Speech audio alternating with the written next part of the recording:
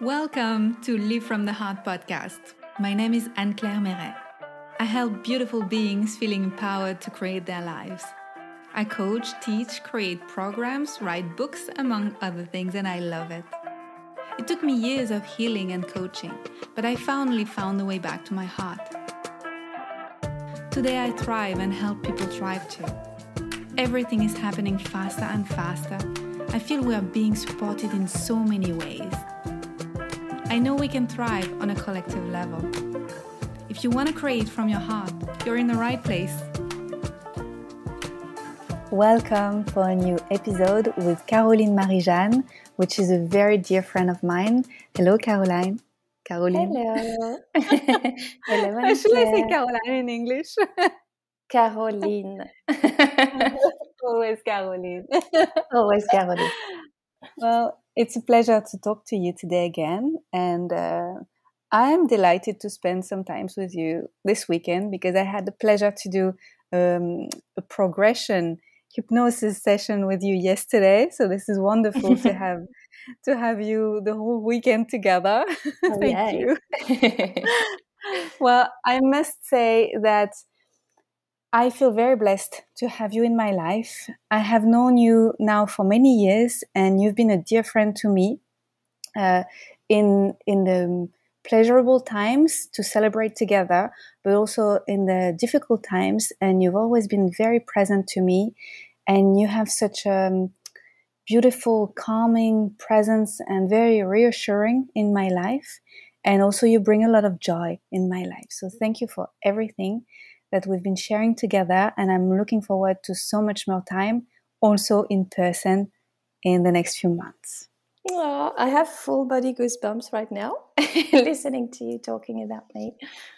Thank you so much. You have been a very beautiful presence in my life too, and I can only support the person you are and what you're doing in this world. I think more people need to know you, and I'm so happy that you're starting this podcast in English.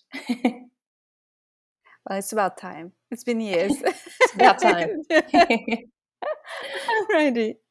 So, can you please introduce yourself for people who don't know you? Yes, of course. So I always say that I'm doing so many things, right? I'm a slasher, if you will. But I basically, I'm a space holder for deep transformations in people. And it can take various forms depending on what I've been studying and what I've been practicing, and also what I've been experiencing in my life. And at the moment, I dive deep into love, relationships, and intimacy, and have been for the past year. But I also work with people to connect back with their full potential using hypnosis, using human design, astrology, using coaching, therapeutic coaching, and so on. I really, really love to support people, and I'm a kind of no bullshit person as well. So I would say, I know that we bonded a lot during 2020 as well, with all the truth seeking that we've done. So I'm also very forward thinking, and I would say that I don't buy into the mainstream narrative. No, you don't. And there will be more episodes together. Oh yes, I would love where that. we can dive deep into. Yes, and we share together very much interests in the love topic, very, very much. And we've been together trying to do some good prince farming. So we're pretty good farmers now. Yes. And can you talk about why love is such an important topic in your life? Because I've realized that without love, you can't do much, I've really come to see the power that love has over oneself, over one's life, and how you can go so much further when you are cultivating love in your life, whereas it's friendships, whereas it's love for mentors or for people that you're working with or collaborating with, and especially, of course, romantic love. And I'm focusing on the romantic love, and and especially love between men and women, and understanding men better. I think that when we have love in our lives, we can achieve anything. It's a real power, it's a real force, and it can change a person. Love can change a person. Yeah, I agree. I totally relate to that since I've been in the beautiful relationship that I'm in. And also before that, since I've been starting to heal inside of me, also the masculine side and the feminine side, and reunited the love between both parts, I've been like a rocket in life. Like I've been succeeding at many things. It's been very much helping me to move forward in my success. Mm. Yeah. Yeah, and I also do feel, I was thinking about that I didn't have an easy childhood. I didn't feel loved the way that a child is supposed to be loved by their parents and things like that. So I feel for people like me, there's this quest to get and to touch something that they've never really experienced in a different way. Yeah, I feel that's also the motivation. And if I look back also at my love life, it's been very, very varied. And yeah, I definitely had to also do some healing with the masculine and feminine within myself, but also healing my relationship to men.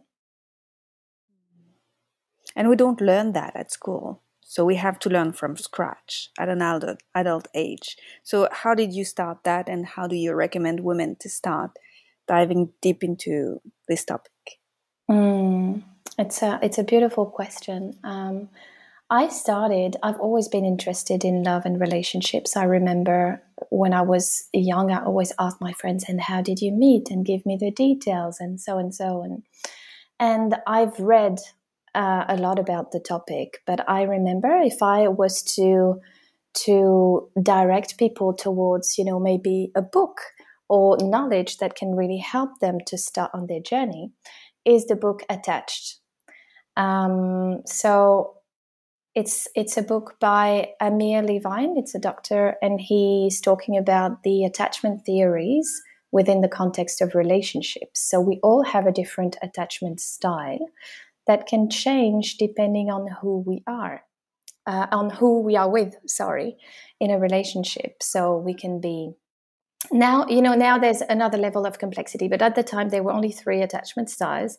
They were anxious, secure, and avoidant. And secure is, in between the two. It's pretty stable. Anxious is when, we're craving so much more contact. We can't bear the distance between the partner and ourselves, and we need that closeness all the time. We need to be reassured all the time.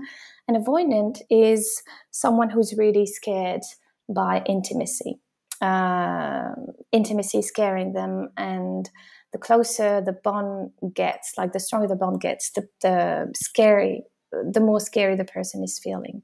So This was me. avoidant, yeah. Yeah.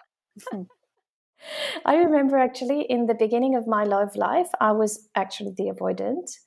And then I experienced the whole spectrum. I do feel now that I'm more of a secure slash avoidant in a way, but it really depends on the partner. And this is something that I love to know is, we shouldn't have a label, because I feel like depending on the partner that we're with, our attachment style is going to change. And I remember, yeah, in my early stages, I was more of the avoidant, because that's how I learned that love and connection was about, subconsciously, from the parents and the family dynamics. And then when I realized that I could lose someone in another relationship, I was like, oh my God. And I experienced this anxious attachment style, which was so uncomfortable. But yeah, I think this is a great way to start. I would say to learn more about love and relationships, we need to learn more about ourselves, right? And this is like a tool for self-knowledge, knowing your attachment style, knowing how you function within relationships.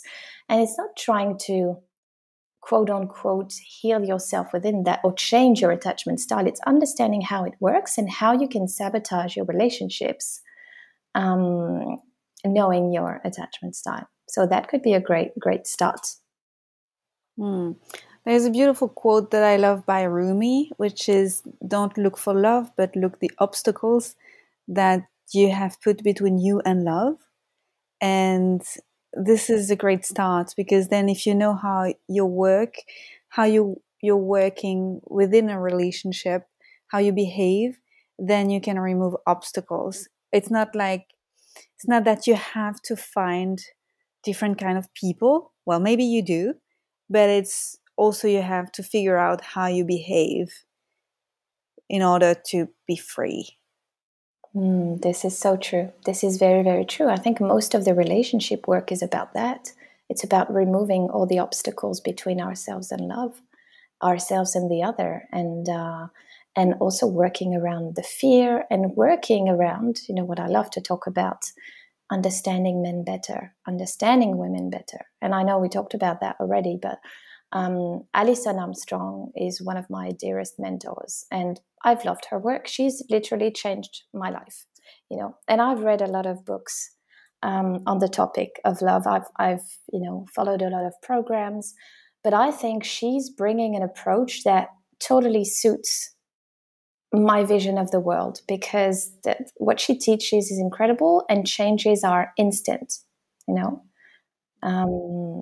Understanding men better as a woman, I'm speaking for myself as a woman, has been pivotal to my relationships. It has changed my dating life, honestly, and my relationship with my male friends, and any male person that enters my life, whereas it's the taxi driver or the person at the shop, or new friends that I meet, or existing friends, or partners, dates, and so on.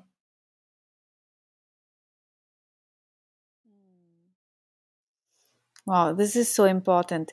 How different are we from men? So we think that men, we treat men like misbehaving women when they don't do what they're supposed to do, or what we think they're supposed to do, for example. But the main difference between a woman and a man is that, fundamentally, biologically speaking, physiologically speaking, a man has been built to be a provider and to be a hunter. And a woman has been built to be a gatherer.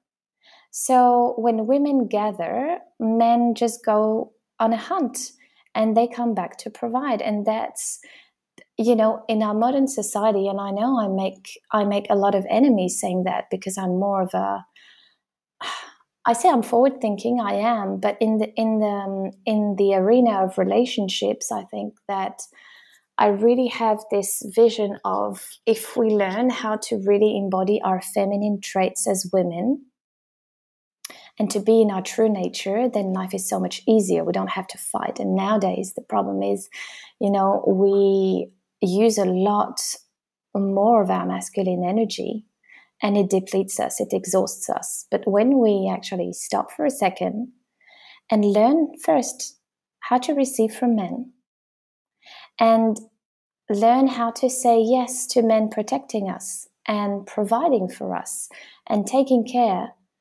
our life can change dramatically. But many women are in this state of mind that, but I can do the same thing as men, and I can even do better. But even if it's true, what does it bring to your life? What does it bring to your fulfillment? What does it bring to the quality of your relationships? Is your life better? Are your relationships better? Is your connection Separation. better? Yeah, it creates massive separation between a man and a woman. And I'm not talking about, because this is my area of expertise, I'm not talking about same-sex relationships, even though we could talk about polarity within same-sex relationships between a person who has more masculine energy and the other person more feminine energy, because that's how it works, right? People are attracted together because there is a polarity. If there is no polarity, and that's down the line, if a woman is too much in her masculine energy, or if a man is too much in his feminine energy, what happens is there is no polarity, and polarity is the source of attraction. It's like two magnets. We need a plus, we need a minus, and then there's an attraction. But if there are two minuses or two pluses, then it doesn't work. There's no attraction. So that's why many people struggle with, lack of sexual desire and those things, lack of willingness to spend time with a partner or to connect, because both partners are fighting for the same role without even knowing it. Well, I guess this is a symptom that a lot of women right now are experiencing because they're seeking so much autonomy. Mm-hmm.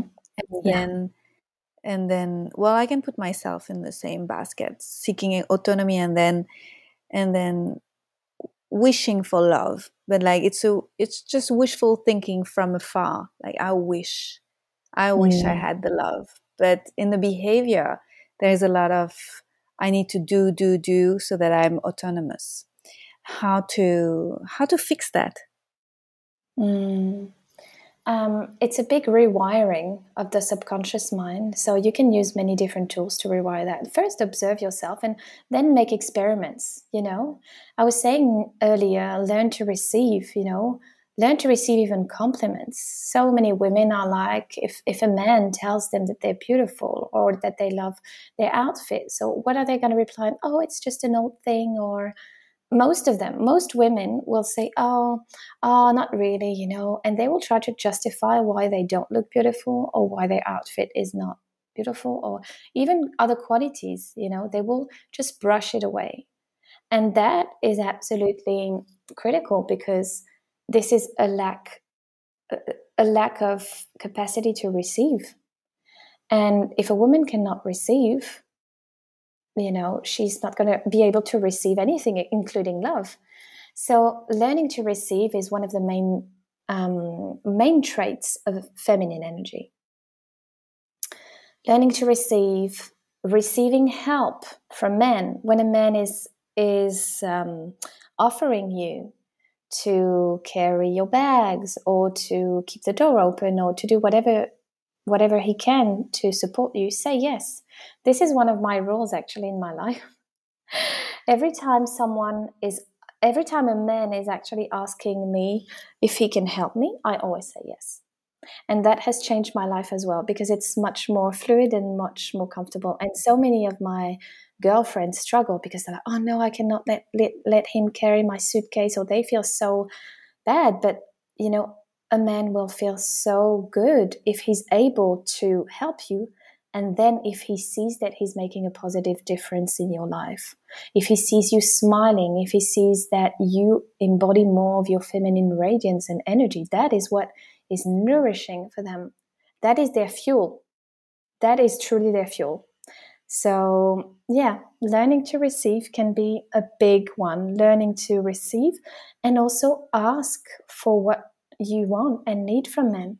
Men need to know what is their role in your life. What is their role? What is their how can they help you? What is their utility in your life? Do they have a space in your life? And I've been talking to one of my closest friends yesterday, and then I was like analyzing the dating, like a dating experience of hers. And she's a wonderful woman. She's like amazingly beautiful. She's talented. She's in her feminine energy as well. And she's very charming. She's smart. She's independent. She has like all the beautiful qualities. And she keeps having those dates with men who just say, oh yeah, but no. You're amazing, but no. And I actually intuitively felt, there's something interesting there. So we were having this conversation trying to understand.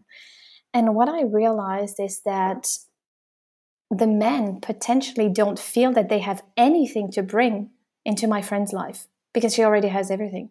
They don't have anything to bring, and they don't have any utility.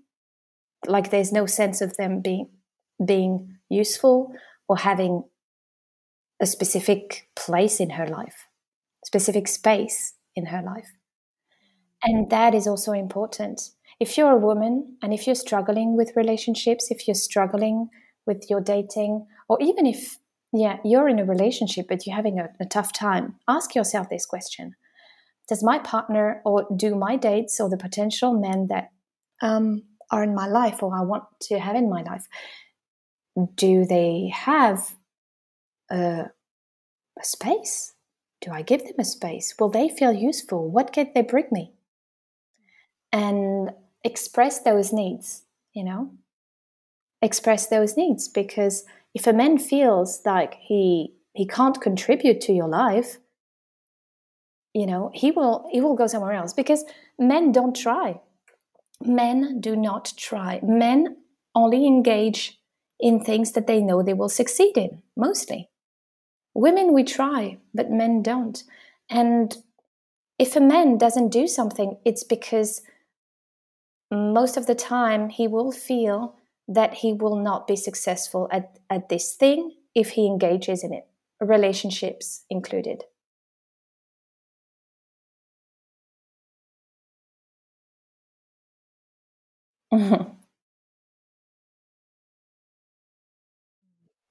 This is so important, because once we understand that, we can actually not impose what we want as a woman, but we can dance with how the men are built, and then we can just let them be men and let us be women. I love that. And also, it's, why do you think so many women have hormonal issues? Why do you think there's all these PCOS and this and that and thyroid issues and, endometriosis and all of this? Why do you think? Because Maybe women we are are trying to become, exhausted. we Yeah, are this is exhausted. tiring. It's tiring We for are the body to exhausted. try to be a man. Exactly. The body is showing us. The body is showing us. And you see, like, if you're in your feminine energy or in your right polarity, it doesn't have to be full feminine. If you're someone with more masculine energy as a woman, respect your natural polarity and you will find a matching partner. But if you're like more of a masculine woman and you expect to find a very masculine man, it's not going to work, because, it's just going to be like a cockfight. But yeah, like we definitely need to see the warning signs of the body.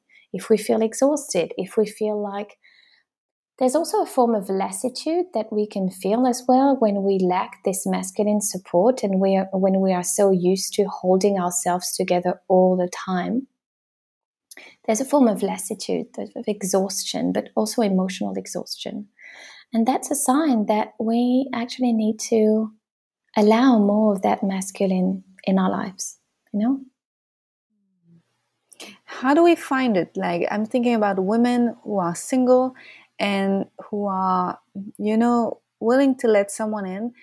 How do they find them, the good man out there? So I used to think that there were only good men in only good men in specific situations or places, or they were like this or that. But I have been pleasantly surprised. I feel like, before I'm going to answer your question about the where and how do we find them, I think the first step is to be open to be with someone who doesn't look exactly like what we imagine the perfect person to be for us. Because, as you always say, life knows better. And life is going to bring us the right person for us at the right time. So there needs to be an openness to be pleasantly surprised. And I'm insisting on that. We need to cultivate the openness of being pleasantly surprised. Only then we're going to be able to see what we didn't see before. Because if we want a different result than the ones we've had up until now, we need to do things differently. So an openness to be pleasantly surprised, and then we can meet men everywhere. Honestly, we can meet them everywhere. We can meet them at cafes, in public transports, in shops. We can meet them on walks. We can meet them at workshops, if we're into personal growth, if we have any form of passion, if you're into horse riding, if you're into, I don't know, collecting things or art, you can meet men anywhere, honestly. It's not about the where and how you're going to be.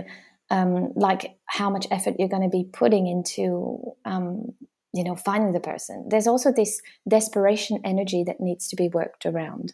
If you do have a desperation energy, you're going to repel, because you're going to have that almost too intense, anxious willingness in the energy that will feel like anyone could do the job, any man could fill that position. I really want a man, I want to build a family, or I want to settle down, or I want to be with someone. It doesn't matter the context, but this desperation energy need to be worked around. I talk about that because I know a lot of women after a certain age freak out, and I'm like, no, just drop that old paradigm about the biological clock and everything. This is also like a big lie. But how to find someone is about your energy, your openness, and then being open and radiating in your feminine energy,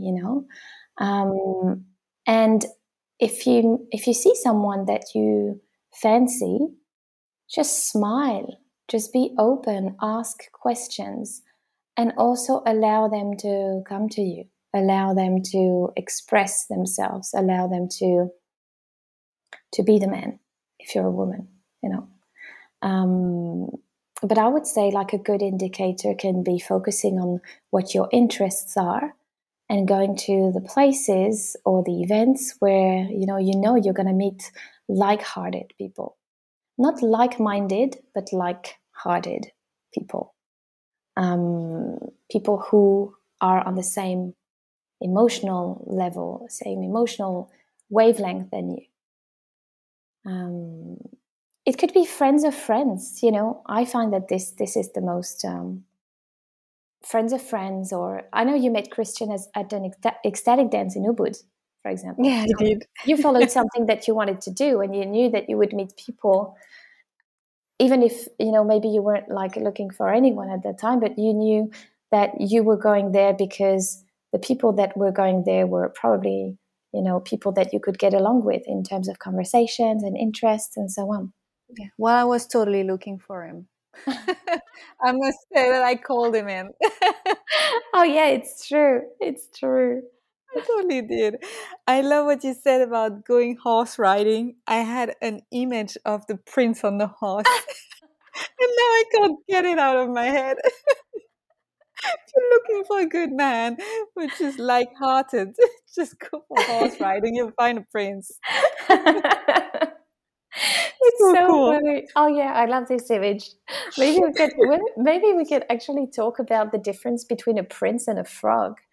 Yes, please. Because many women were like, oh my god, this guy was blah blah blah. How come this guy that was a total frog to you is a total prince to another woman? And how is it, like, what is the explanation for that? Because you're dating someone, and he, like, I'm going to put the blame on him, but he's not the one to blame at the end of the day. But oh, how come he didn't do this, and he was like that with me, and da da da da da. And then he breaks up, or he's not ready to commit, and then a month later or 2 months later he's with someone, and then they're just like settling down, and we're like, oh my god, but why? It's because we women turn men into frogs. We have to think about the fact that all men are princes in their potential. All men are princes, but what makes them become frogs is us, and that's the responsibility we need to take. We transform them into frogs when we emasculate them, when we cut them off, when we play the role of the mother, of the teacher, of the lesson giver, of the girlfriend who wants to take power in the relationship. And all these small emasculation techniques that are totally subconscious for us, like we don't even realize that we're doing that, is actually pushing a man away further and further from embodying that prince that he is, and more into a frog. Because when a woman emasculates a man, the automatic response of a man is to objectify a woman. So what is the problem nowadays? like women fighting for against the objectification of their body, but how do they treat men? They emasculate them. And many, many women are like, oh, but why are you suggesting that we change our behavior? Because actually, physiologically, biologically speaking, psychologically speaking, men respond to women. So if we're the first ones to make the change, we can see a dramatic change in how men behave with us. Dramatic. But we have to put our ego aside, and we have to actually exercise it and see the difference that it makes. It's instant. We can practice with strangers on the street, you know. If we, for example, if we just practice with strangers how we behave with them, if someone is looking at us, for example, and is like, oh, you're beautiful, and it's on the street, so most women will be like, and they will ignore and turn around and brush them off and say like, this is disgusting, I'm being objectified and everything. A man is a visual creature, and he will, he will appreciate the beauty of something, or the beauty of the feminine energy. And if you turn around and you say, thank you, with a smile, but you continue walking, you continue on with your life, there's a totally different energy. There's a total shift that's going to happen. But most women are not ready for that. It's not about like stopping and talking to the tradies on the side of the road who are working on construction sites and just being like, oh yeah, you're beautiful. No, it's about like saying thanks with a smile and just walking away, and then being, continuing with your day. But in the energy, it's very different. You didn't emasculate the man. You received the compliment, then you moved on. And that changed the dynamic. So it's like small changes like this. So we've talked about how to find love, and I have another question for you. There is a lot of relationship conception. I don't know if it really works in English. It's like, you like snack relationships, and then you get another snack, another bite here and there. I can feel that although I don't think long-term relationship is necessarily an achievement, because I think there is still a lot of people who stay together because they don't really know how to build something else for themselves, or they're too scared to leave the person. So it's not necessarily an achievement to stay long-term with someone. But what would be some of the qualities we need to embody, or some maybe advices that you would have for people who want to create something which is really long-term? It's so nice that you asked me this question, because I've had personal insights not that long ago, when observing people together, observing couples who were going through some rough patches and then managed to overcome these rough patches. And what I've learned, because I personally haven't had a long-term relationship in a while, and I did have a few long-term relationships in the past, like a few years, 3 years, 5 years. And I've been observing those friends or those people, and it's about perseverance and knowing that a relationship will have its seasons. And it's not always going to be rainbows and butterflies. And when, the winter season of a relationship comes, it's about remembering why we are with this person and assessing if, despite the season that we're in, assessing if we want really to be with this person still, even though on the short term we don't want, even though on the short term we just want to quit and we just want to find the grass greener somewhere else. I think that is an illusion, because we've been conditioned to think that everything is disposable. So, we can find someone better.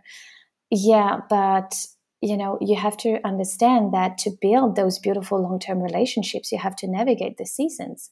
And what I've come to really observe in my friends is that they've been going through winter seasons, but on the other side, the love is stronger, the relationship is stronger, and they have almost as if they were, they passed another level, almost like on a video game.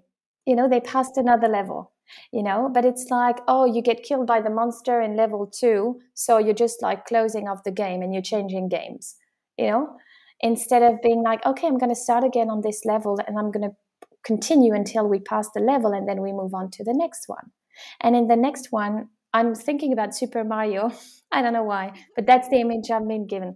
On this next level, you will have the possibility to eat all the mushrooms you want and to get all the superpowers, which can be, considered as the highs of the relationship. But then you'll have, to deal with the bad mushrooms that want to kill you and the other monsters, which could be like the challenges in the relationship and the seasons. And it's a mix of everything. It can not always be perfect, but holding on and remembering and reminding yourself why you are with this person and the qualities that this person embodies that make you feel like they've been adding value to your life and they've been actually enabling you to become more of the person that you are. This is what you need to remember. And then you're going to be able to move through that and build something more of a longer term. But if you're not ready to be perseverant and persistent and to be seeing life of a relationship as seasonal, then it's going to be very hard. Why do people have commitment issues nowadays? We talk about the fear of suffering, and the fear of suffering, fine. We've all suffered. I think the fear of commitment is there because there's like, it's the paradox of choice as well. The paradox of choice in sociology. When you have too many options, why would you commit to one? Because making a choice means saying yes to something means that you're going to say no to everything else. And that is actually the reason why people have struggled to commit. But on the other hand, how are you supposed to build something of quality and long term? You want that, but are you willing to make the efforts? Are you willing to go through the seasons?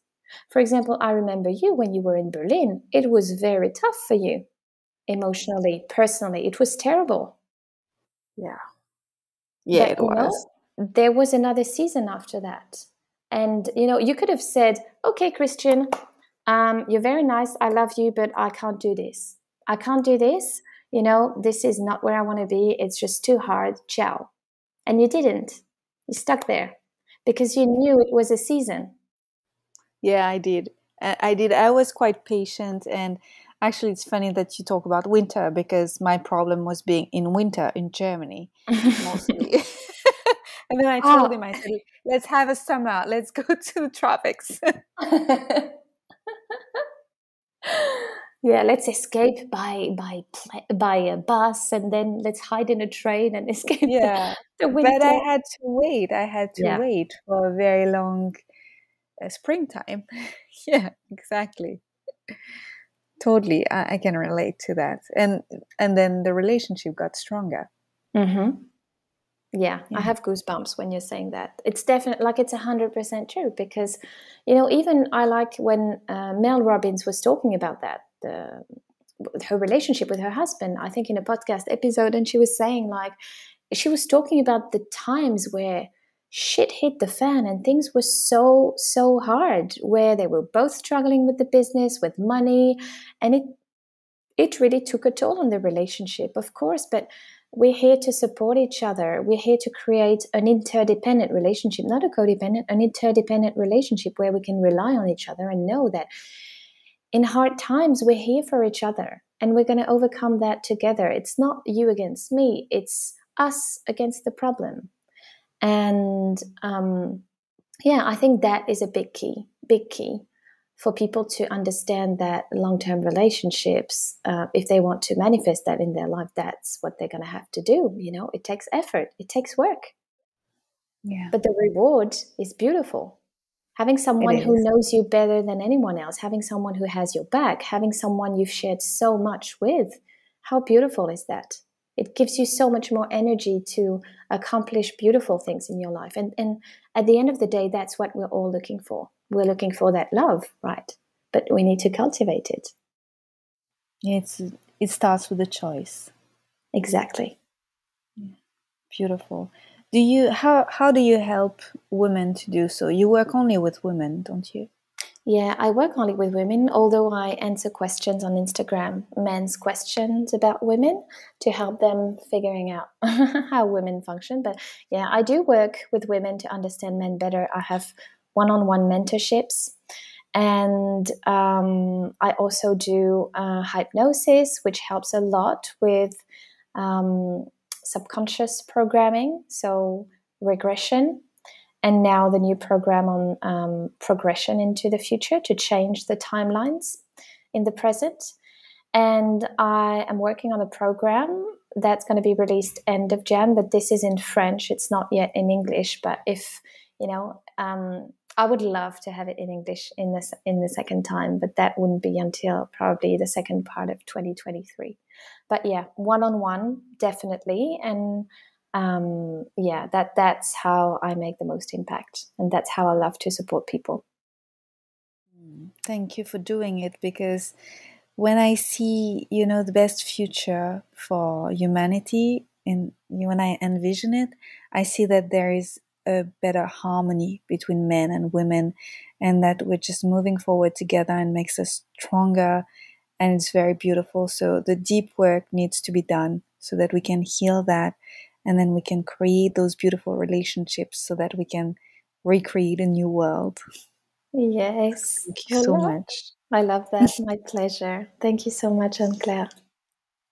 How can people get in touch with you? What's the best way?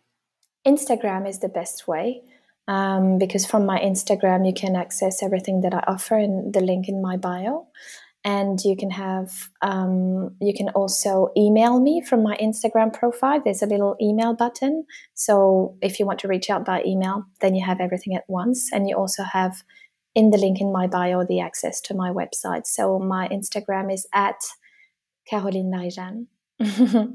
You will find it in the show notes, I imagine. Yes, I will put it there for sure. Thank you. And you have Um, a lot of beautiful resources on your website also, because I've done them. I love your content. So you also Thank have you. some freebies, which are Yes, wonderful. So I yes. recommend them.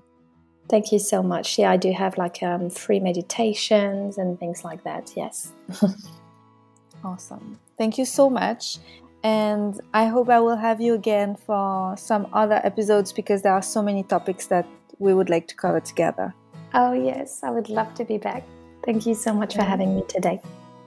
Thank you. Have a great day. You too. Bye-bye.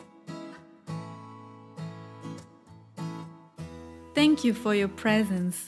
If you've enjoyed this episode, share it, like it, save it. You can follow me and connect with me via social media and my website, simply with my name, Anne-Claire Marais. See you soon with more content from the heart.